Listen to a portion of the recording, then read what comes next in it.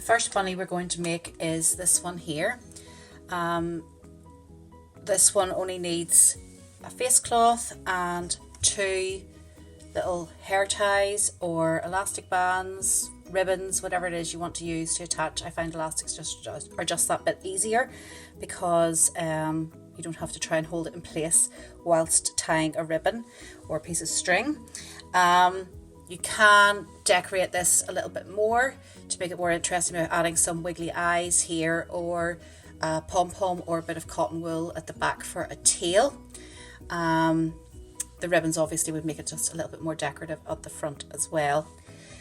So with your face cloth, you're going to lay it out so that you're going to roll from corner to corner. I do make sure that the label is on the inside, or else just attach the label all together, but rolling from corner to corner, so you want to make sure that you're rolling in this direction so that the label stays on the inside. So just rolling all the way across. You can roll straight sides to straight sides, but when you do that you get a little bit less length. By doing it this way you get a little bit more length to your bunny so that you've got a bit more strength in it. Also make sure it's nice and tight so that it is good and strong when it's finished.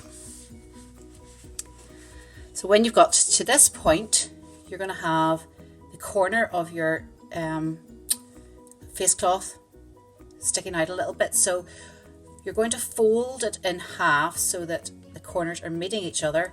And I usually do it so that I'm holding this and hold it so that that is tucked in as tight as it can be. Some people like to leave that out and make it part of the tail. And then you can kind of see the shape of it now. All I do at that point is get one elastic and put it on one end. I find it easier to put it on from the bottom here.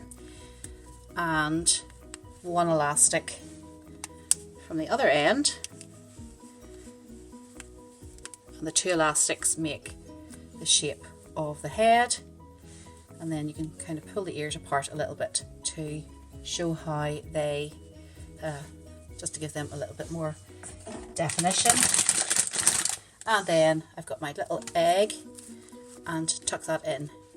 If it starts to separate like that, you can just move the elastic band up a little bit more so that the head is a bit tidier. Depending on the size of your face cloth will depend on how easily you can fit the different sized eggs. These are just little plain eggs I got in one of the discount shops.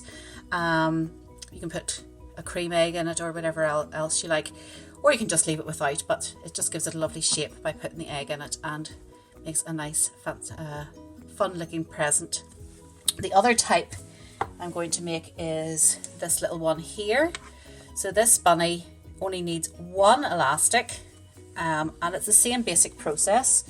So you start with your face cloth, laying it flat, rolling from corner to corner, keep the label on the inside. So starting up at this corner and rolling this way. I'm trying to keep it tight all the way across as you go.